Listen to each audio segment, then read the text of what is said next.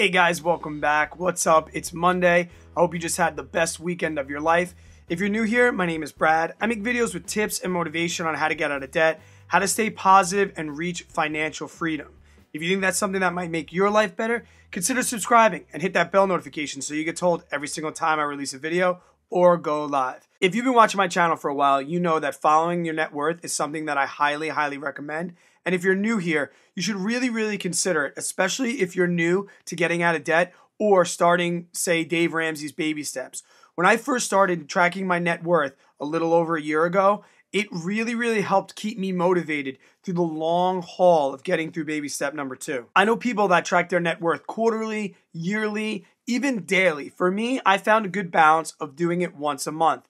It allowed me to see when I was reaching hiccups. It allowed me to see when I was really working hard. And I kind of use it as my financial freedom scoreboard. Every single month, I look forward to doing it and hopefully seeing some amazing gains. And you should too. If you're not sure exactly how to figure out what your net worth is, all you have to do is take up all the assets that you have, all the things that are worth money to you. For me, I only track the things that have a value over $5,000. If it's under $5,000, I don't really count it in my net worth. So you take all those up, you add them up, and you get a total asset number. Then you just take your liabilities, the things you owe, debts, credit cards, mortgages, medical bills, 401k loans, anything that you owe money, and you make that your liability number. Then it's as simple as taking your asset number, subtracting it from your liability number, and coming up with your net worth. So let's take a look and see where I've come from and where I'm going. As you can see, I started tracking my net worth in August of 2017, and I had a negative net worth. This was really an aha moment for me and the thing that really drove me to start getting out of debt. At this time, I thought that I was financially doing awesome. I owned a house, I had 2 brand new cars, a full-time job, my wife had a full-time job, I had a master's degree, I owned a small business.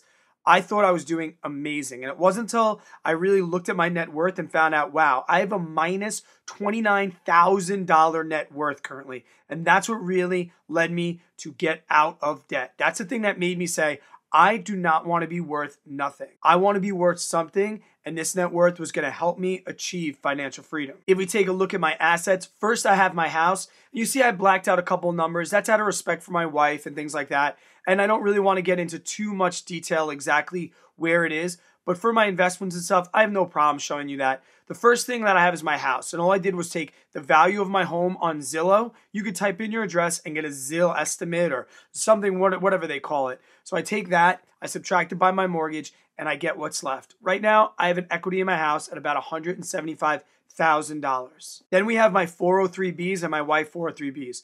Currently, while getting out of debt, we are not contributing to our 403Bs. The only time that I would probably do this is if I had a company match. If you're getting out of debt, I highly recommend maybe not contributing right now. Get out of debt unless you have an employee match. That's free money. Then put in and get that employee match. After that is the Roth IRAs.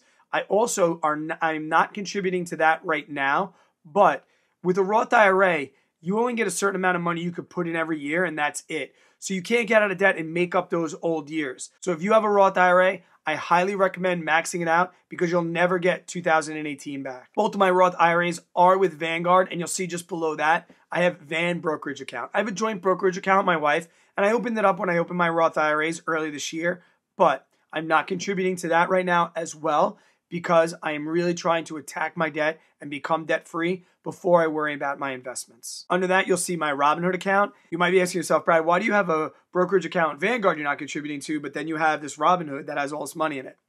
I had this Robinhood before I started my debt-free journey, and I've also shifted all those things out. I used to own a lot of personal stocks. I've switched those into ETFs, and I haven't closed them out because I don't want to pay short-term capital gains tax on them, and because I'm still doing very well with my debt. I'm not putting any money into Robinhood. That was all the money that was in there when I started my debt-free journey, and right now that's climbing on capital gains and dividends alone. My next asset is my truck that is currently paid off. I do not owe any money on that.